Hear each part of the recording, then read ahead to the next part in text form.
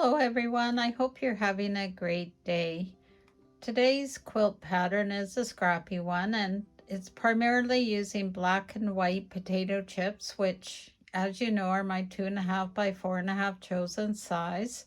I acquired a lot of these during a swap with some quilting friends. So with this block there's going to be 30 of them. 18 will be what this one is block A, which I'm going to also refer to as the yellow one. And to make this, what you need are some 2.5-inch squares where you've got a lighter background with a contrasting color. Someone gave me these yellow goldy fabrics, so this is what I'm using today. I've made these HSTs the 4-up method. If you would like to see a video on that again, I can certainly put that together. So these are trimmed to 2.5 inches. Per block you need 4. Then you need 4 of the black and white potato chips. You need one that's kind of like a mid-tone that will go on the upper part. Then you need 2 of the darker, and then another mid-tone or lighter tone on the bottom. So in all, you'll need 4 potato chips and 4 HSTs per block. So to sew these together, I will be joining them in a 1/4-inch seam here and here. Same in the bottom, like this. Join these, and then I'll do them in rows like this. If you see other fabric underneath, it's because I'm going to do what I call string piecing them. So I'm going to be doing a bunch of blocks at the same time. Yesterday, I actually went together and I sat down and sewed a lot of the center dark ones together, so I already have those prepared. So let me go ahead and do this one block, and then I'll show you what comes next.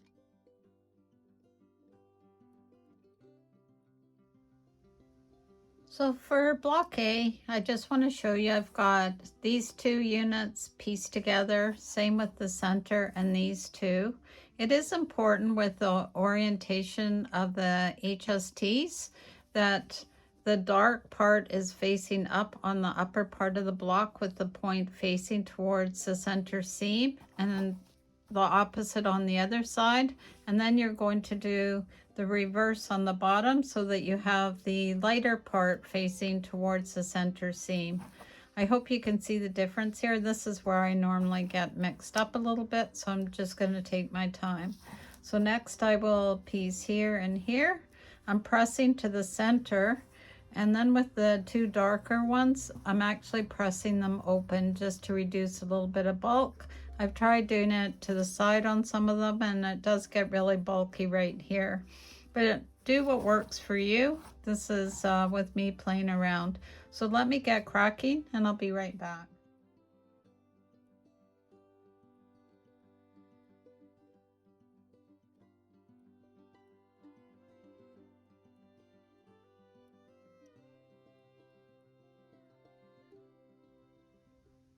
So this is now block A that is complete, and we made 18 of these.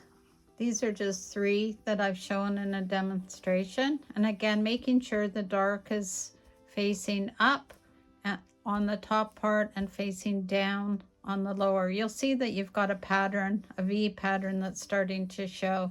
So let's move on to the second block, which is block B.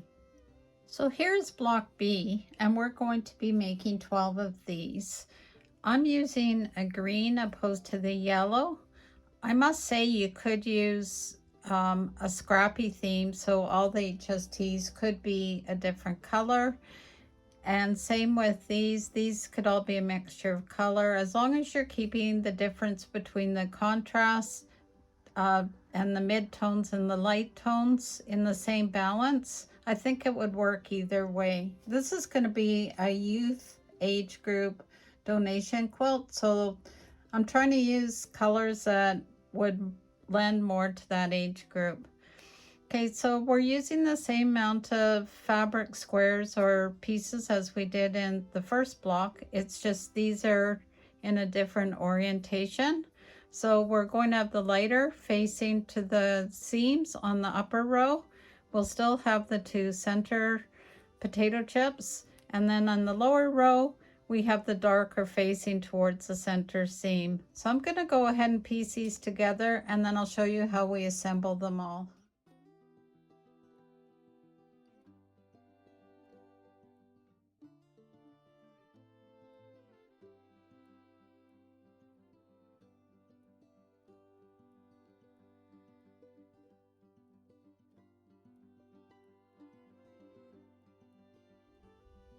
Here is block B all done. Again, we're making 12 of these, and you know you have it right when you have a V pattern that goes like this with the darkers. So next we're going to assemble these in columns and rows. So let me get set up and I'll show you what we're doing. So to begin with, we're now joining the blocks together. We're going to take 6 of the yellow and 6 of the green, and we're going to join them together with a 1/4 inch seam. You want to make sure the yellow has the point dark facing up, and the green, or how we just piece them together, with this part facing down. So you're going to have like an up and a down sort of look, if you know what I mean. So you have the V facing down here and the V facing up here. So we're going to make 6 sets of those. For the 6 remaining green blocks, we're going to put them on the left-hand side like this. So this was facing up when we made the blocks. And then we're going to take the orange or yellow, and we're going to join them together on the right-hand side.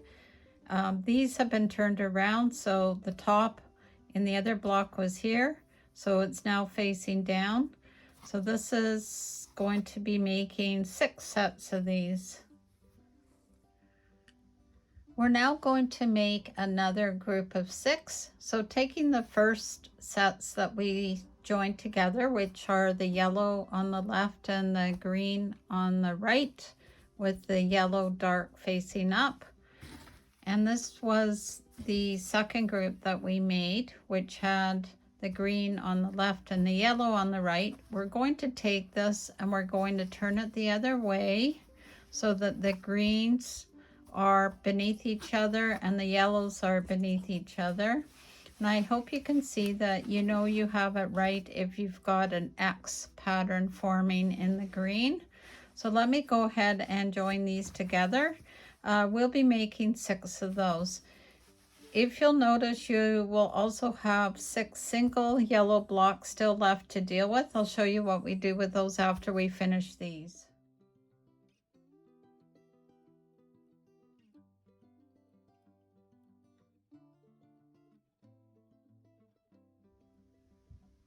With putting the groups of 4 together, I seem to have got myself all messed up in some of them. So this is how it should look.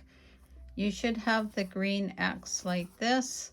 And when you have the yellow section pointing in the right direction, you'll have a diamond like this, arrows. So you've got this kind of repeating pattern. Trust me, when it's all together, it'll look amazing. So let me go ahead and correct my other blocks, and then I'll show you how they all go together.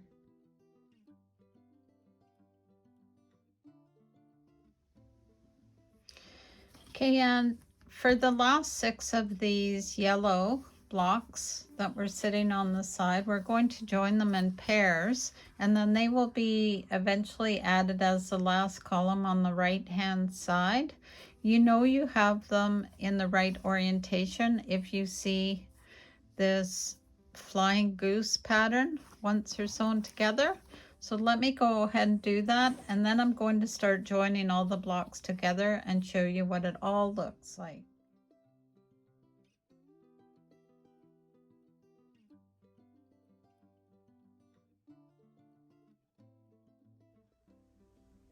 So here it is with all the rows, columns put together. If you look, you can see a couple secondary patterns, which is why I liked how I put this one together. I will show a picture of my original layout idea, and then I changed my mind by putting a couple upside down on my design board, and then I came up with this layout, which I prefer. This measures 40 by 36. I will be adding some borders to it to make it longer and wider. Unfortunately, I am out of the fabric, so I will not be able to add any more blocks that would look like they match. So until next time, sew safely and sew with Debee, and please remember to like, share, and comment because I always love hearing from you. So take care and bye for now.